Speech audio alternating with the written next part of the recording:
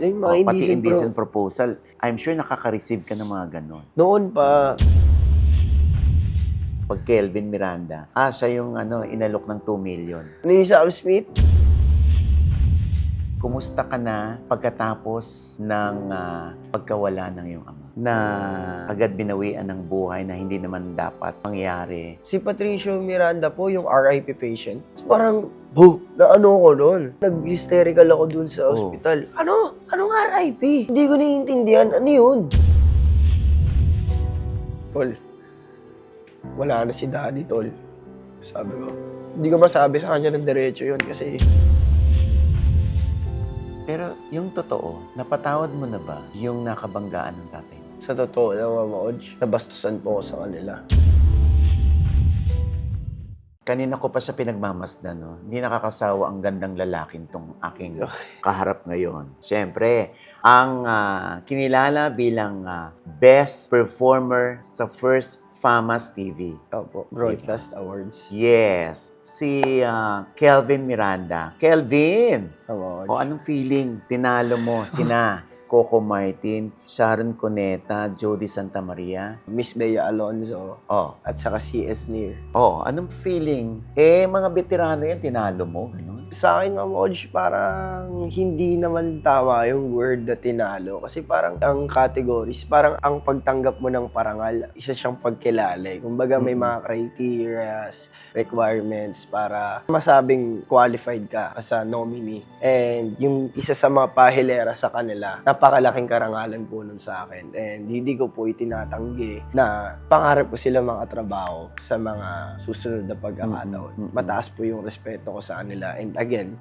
para kasi sa akin, Ma'am Odge, na nung tinanggap ko yung award, hindi naman ho nakakahulugan na tinalo ko sila. Kasi may mga nakikita yung mga hurado. Na hindi nakita kina Sharon, kina Jody. Not necessarily po na na wala. Kasi alam naman po natin na sa tinagal-tagal nila sa showbiz industry, napakarami na po nilang napatunayan talaga. And isa po talaga sila sa motivation ko and inspiration ko para pag-usayan ko Sa akin, nung tinanggap ko yung award, hindi ko po tinitignan sila as natalo. Kumbaga, siguro sa ngayon, ako po yung napansin, mas napuri, pero hindi naman po ibig sabihin nun ako na yung pinakamagaling. And sinasabi ko sa sarili ko na magaling ako. May question ba ng award mo na, baka naman... For sure po, may mga tao talagang... May naglakad, may pumiyar para manalo siya. Wala bang mga ganun ikaw naririnig? For sure, meron naman kasi lahat naman ng gawin natin ngayon, Mama Odge, lahat ng matanggap natin, pangit o maganda, may nasasabi yung tao. So para sa akin, kung may isipin man nila yun, wala na akong magagawa. Hindi ko na siya control. Kasi pag inisip ko pa yung mga ganung bagay ngayon, nai-stress na ako. So para sa akin, ini-enjoy ko na lang yung moment. And syempre, nagpapasalamat lang ako sa Panginoon, syempre. Dahil sa gabay, sa talino, sa kakayahan na binigay niya sa akin para ibahagi sa mga audience, para makapagpasaya ako ng mga tao. Kasi yun lang naman talaga yung goal ko.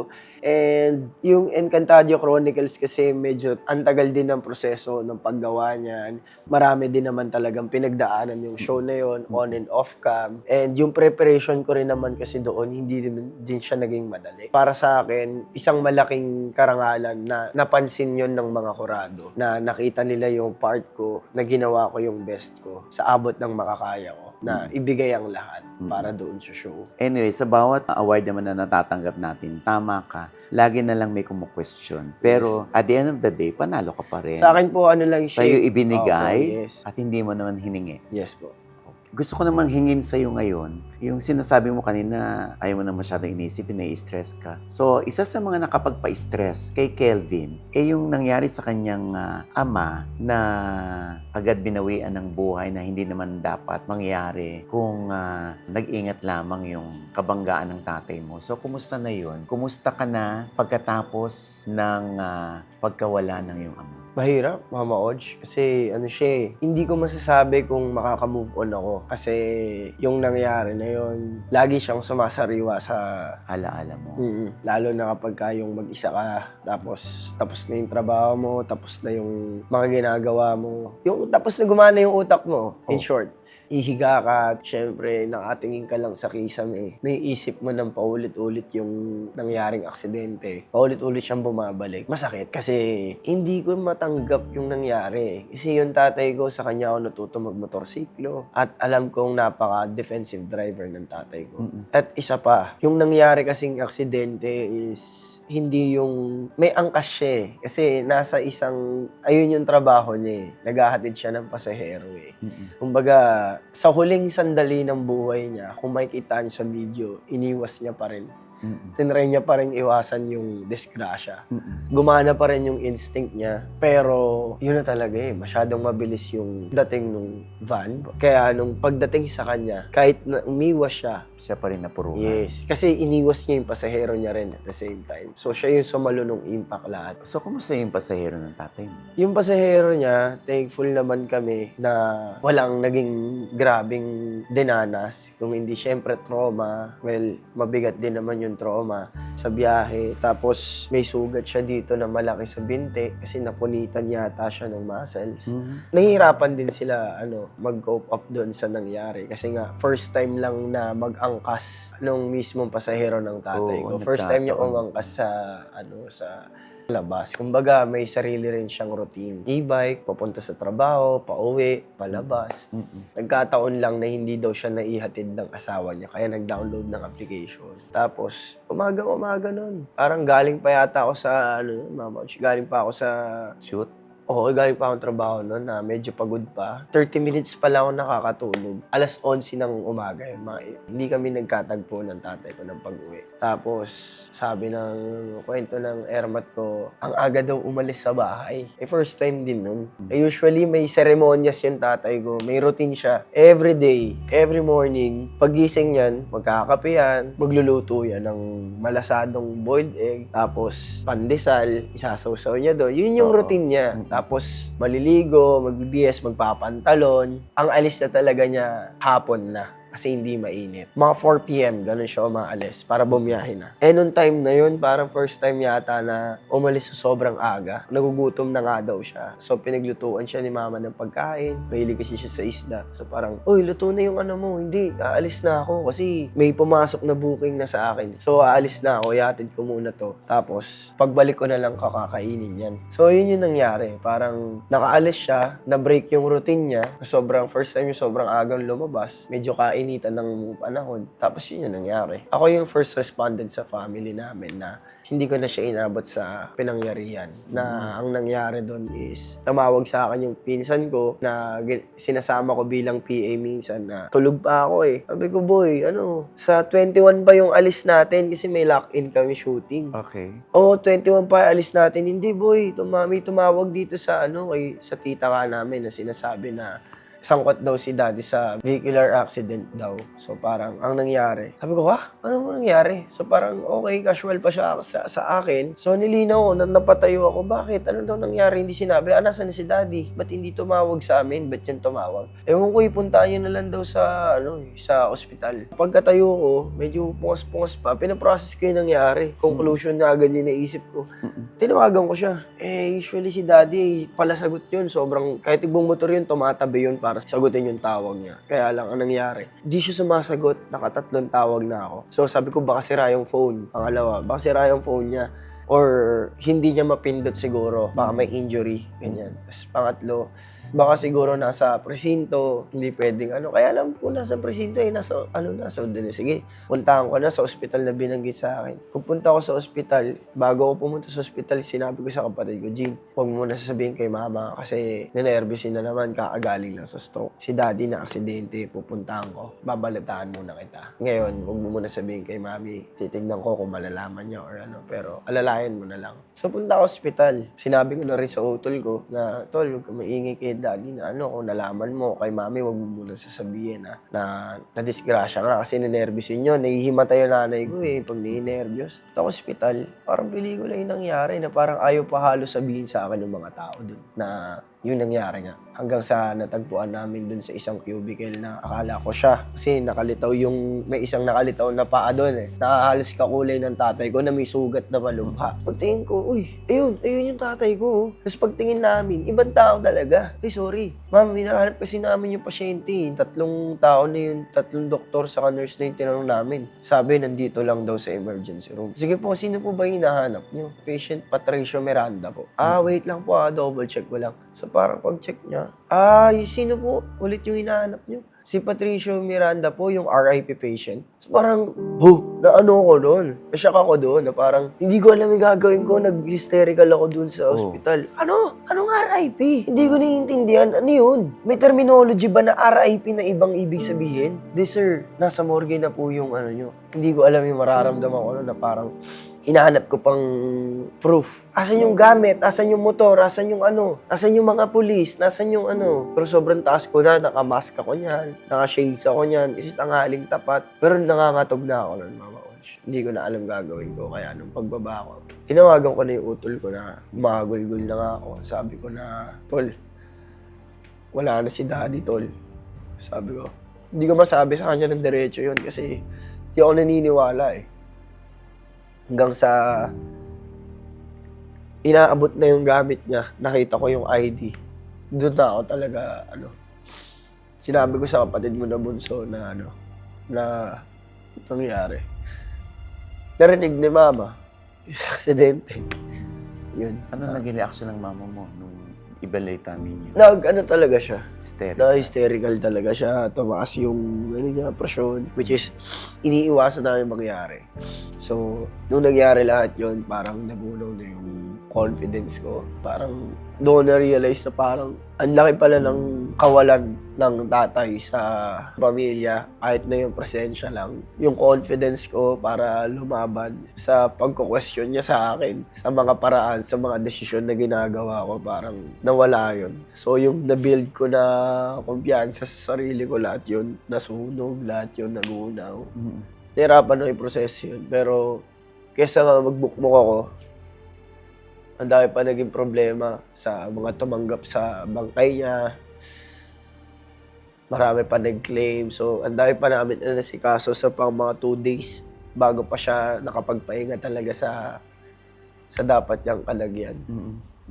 Tumanggap ako ng trabaho. Tinuloy ko yung bench. Tinuloy ko yung lock-in ko sa movie. Kahit na ang bigat-bigat ng feeling mo. Kasi ayaw niya yung gano'n yung nagiging cause of delay ka. So, tinuloy ko yung mga ginagawa ko. Hanggang sa 2 days niya na nasa funeraria. Halos hindi ko siya matignan. Ang dami kong reason, ang dami kong ginawang dahilan para hindi siya makita. Hanggang sa pangatlong gabi, nung pagka-uwi ko galing lock-in, hindi na ako dumiretso. Pangalawang araw, umuwi ako sa bahay. Sa pangatlong araw ako pumunta, pero gabi pa rin. Hindi ako pumunta ng umaga. So pagpunta ko ng gabi, niready ko yung sarili ko na parang sinuot ko yung paborito kong jacket, sapatos. Parang maging confident ako, ganun. Pero hindi effective. Bumigay ka pa din. Nandun yung mga tao sa parang nabubura. Nabubura yung pagkakataon na yun. Hindi ako mapaniwala na siya na yung nakahiga doon. Na yung binili ng damit para sa kanya, yun na yung huling damit na gagamitin niya. Galang, parang doon na nagsimula yung bigat na yan, ayoko ma-stress pero na-depress ako, gano'n. Nawalan ako ng fire, ng pagpupursige. Parang tinamad ako sa lahat ng bagay, gano'n yung dating niya. Kasi lagi naman hindi ko inaamin pero sa kanya ko gusto patunayan lahat nung narating ko. Kasi siya lang yung laging nagko-question sa akin kung kaya ko ba. Ayun. So, ito. O yun yung naging motivation mo Yeah. para lumaban sa iyong career kasi Yeah. meron kang gusto i-prove sa kanya. Saka sa sarili ko din talaga na yung pinili kong landas, alam kong kaya ko. Na alam kong hindi ko kaya mapapabayaan. Nasan dito yung nanay mo? Nasa bahay si mama ng mga oras na yun. Tapos ganun din, every single day, ganun din yung na-feel niya. Bigla siyang iiyak. Kasi pag nandiyan ka sa bahay, alam mo kung nasan siya palagi. O siya Pwesto namamalagi, o pag nanonood ng TV, kung ano yung mga pinapanood niya, yung algorithm yun sa YouTube, nandun lang. So, wala. Bakit namimiss ko siya ganun? Kasi every time, madalas, inabot na ako ng pagod sa trabaho. Hindi ako nagda-driver kasi mamouch. Nakakatulog ako sa sasakyan. Kakatok ko yung malakas. Oh. Hoy, parang umakit ka nga dun sa taas, ang ice-ice ng higa mo, dun dyan ka sa kotse natutulog. Bumaba ka dyan. Pungas-pungas ka, parang lalakad ka na, parang wala ka ng malay. Ganun siya, na parang kahit na anong nangyayari, naka-observe siya ng tahimik. Alam niya yung nangyayari. Yun yung mga nami-miss mo sa kanya. Kasi yun yung routine ninyo Yes. o yung algorithm niyo. Yung nagtitraining ako sa garahe, darating siya, tatambay siya doon, manonood siya ng training ko ng boxing. Parang tinatanong niya yung coach ko kung pwede na ba ako ilaban. Ganun.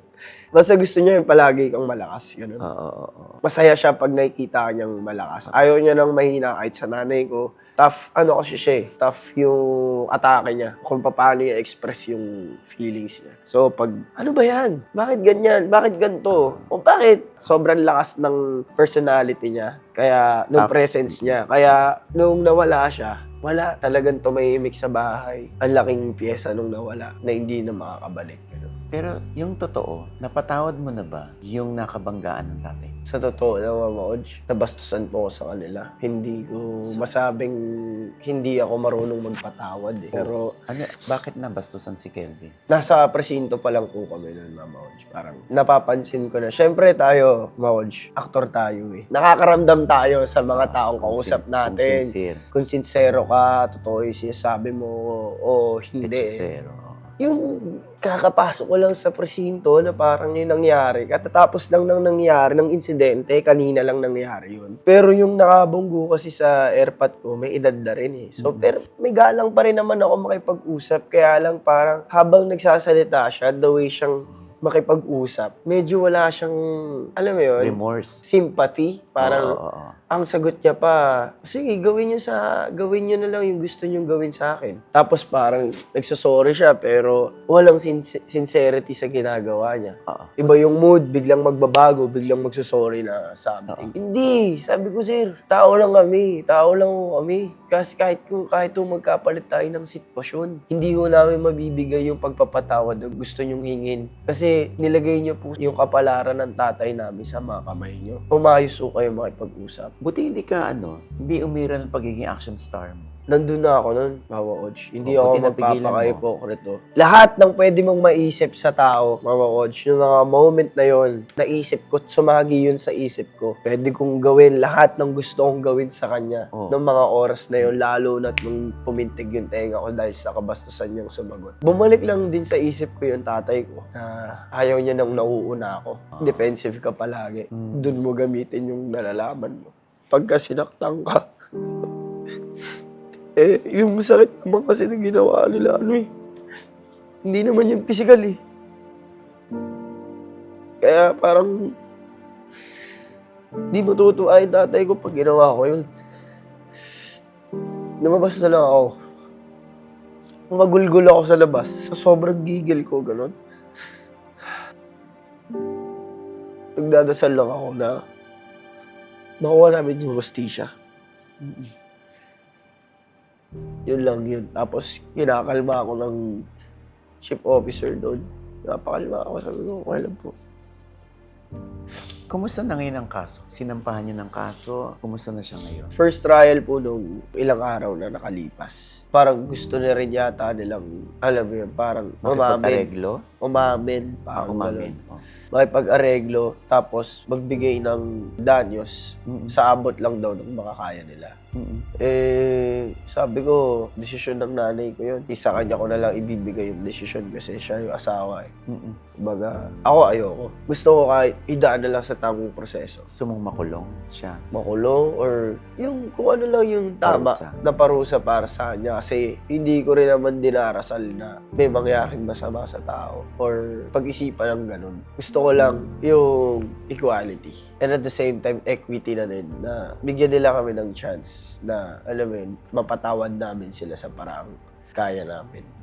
Saka kung naramdaman nyo nang kailangan ng patawarin. Yes, ganun na. Kumbaga, pagdasal nyo na lang, kako, yung kaluluwa ng tatay ko, mas malaking tulong yun. Kesa sa kung ano bang gusto nyong iparating sa amin. Yun lang masasabi ko. Pagdasal nyo na lang kung yung ikatatahimik ng kaluluwa niya. Ganun lang. Natapos. Then after nun, hindi na ako yung kumarap kasi ayoko nang sumariwa lahat. So, asa kuya ko, saka si mama na yung nakikipag-usap at umaattend ng hearing. Somehow, nakakalimutan mo pa rin. I mean, pansamantala ay nakakalimutan mo yun kapag nagtatrabaho ka. Tapos, nanunumbalik sa'yo yung alaala nung nangyari ng tatay mo kapag Yun, mag-isa ka na, tapos nag-drive ka, ganun.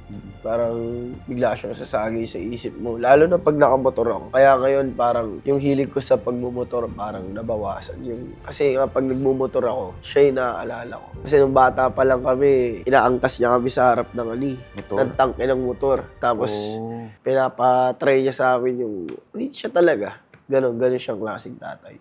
Medyo matapang siyang tatay. Ganun. Baka lang magtaka yung mga audience natin dahil angkas driver pala yung tatay niya. So, Choice niya po yun. choice niya yun. Choice niya So, po yun. hindi yung tipong... Yung motor po na ginagamit niya, regalo ko po yun sa kanya. Kasi nga, yung motor na ginagamit niya, yun yung first motorcycle ko.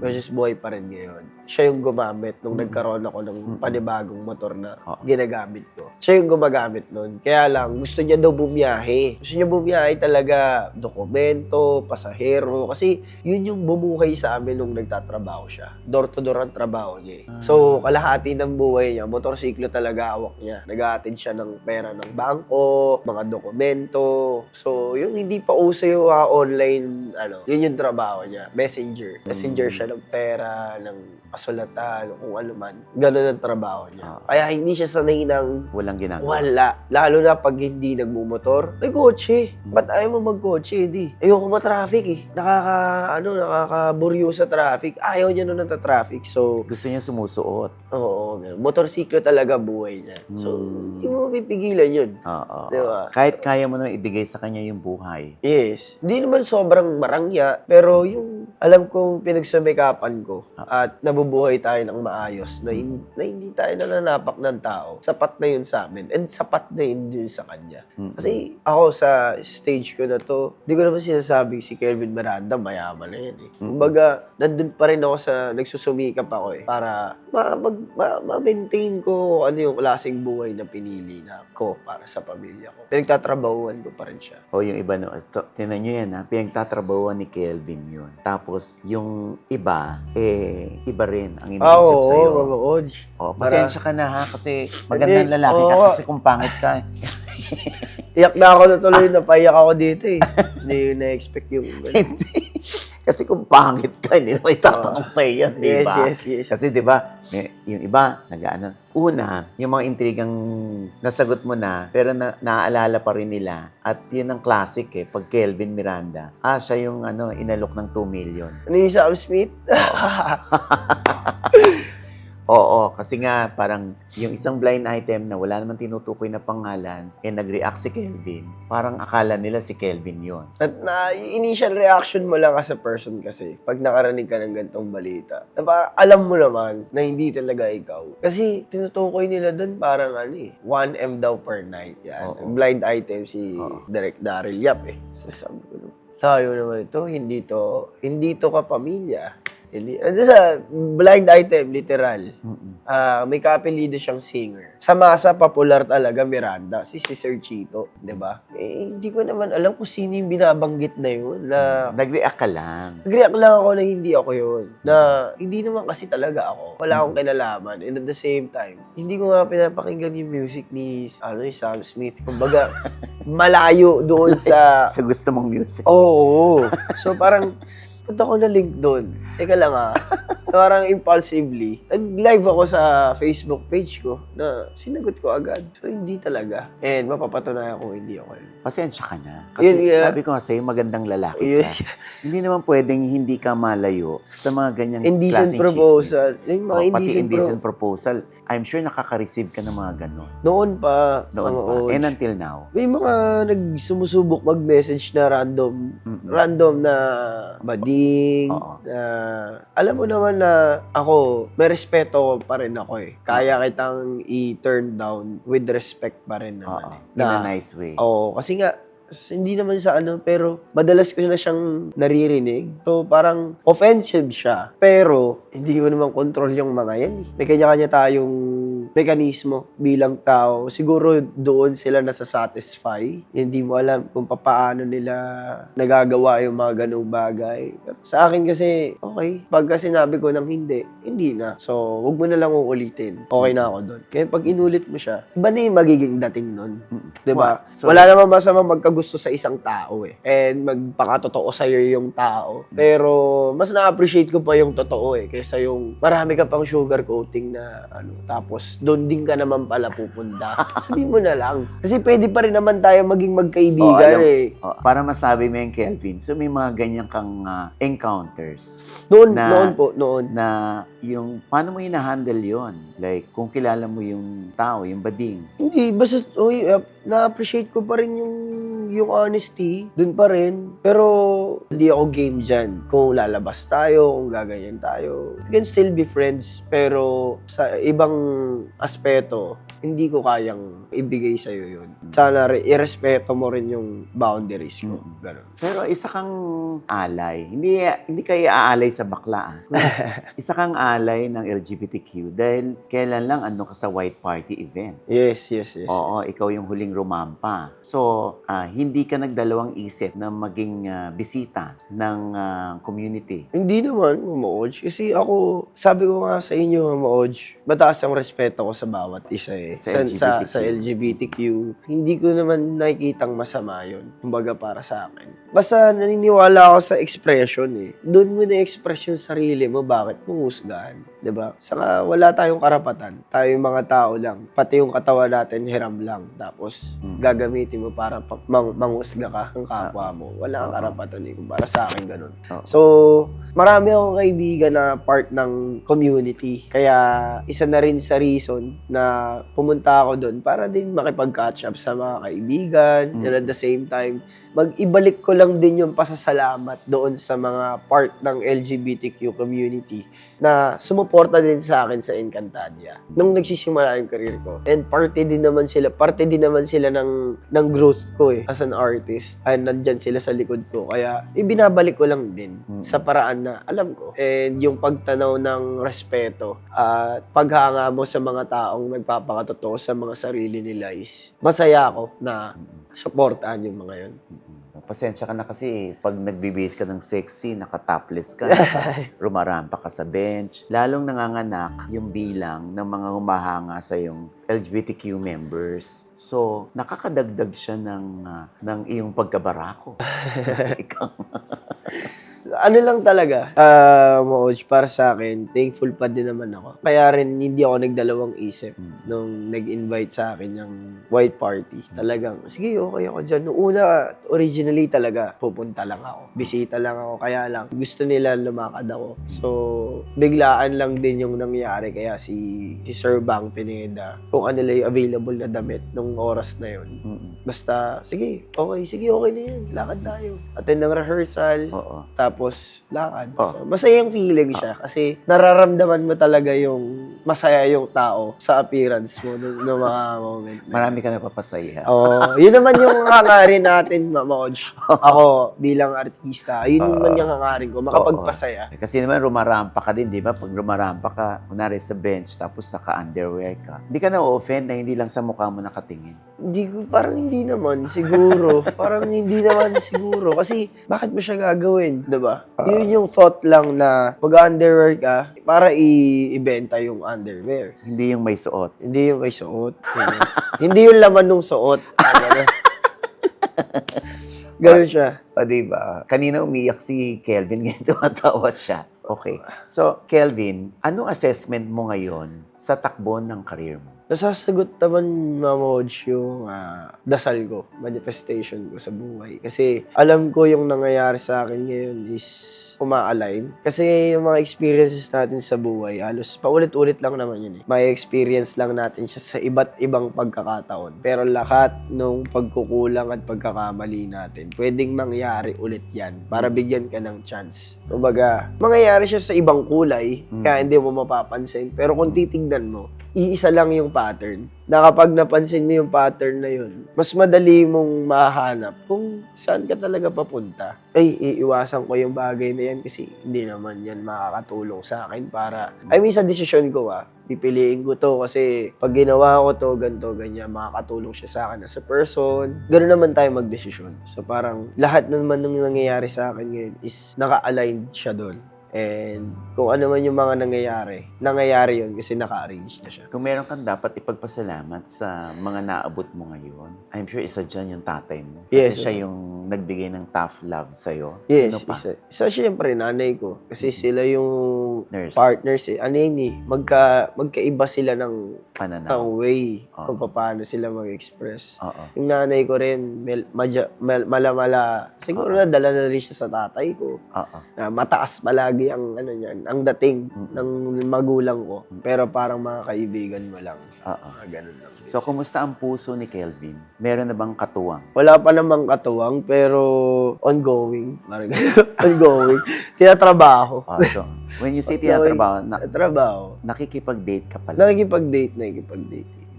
ng taga-showbiz. Hindi siya show. Ayaw mo na? Hindi naman sa ayaw. Siyempre, nakikipag-date ka, hindi naman ibig sabihin yun na yun eh. Kumbaga, when you say dating, parang kinikilala niyo isa't isa. Talagang nandyan ka sa desisyon mo na, okay, tuloy natin to, ganyan. Di man ako hypocrite na sasabihin ko, single pa rin ako up until to 2030. Wow. Ganun single. Ano to? Forever ka na single. Ganun.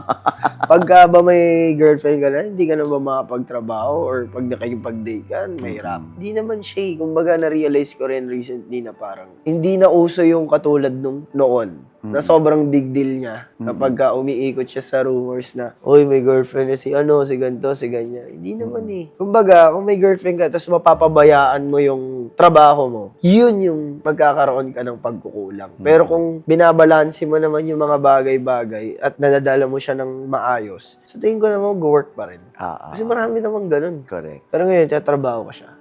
If mag-work or hindi naman din ako masyadong When it comes to family, ano yung gusto mong i-impart sa mga audience? Na-realize ko lang din na babalik pa rin ako doon sa pahalagahan mo yung kung ano yung kasalukuyan kesa sa kung ano mang distractions na dumarating sa'yo. Kasi kinakain tayo ng sibilisasyon, mabilis na oras, mabilis na pagdedesisyon, mabilis na pakiramdam, mabilis na emosyon, lahat siya pang samantala.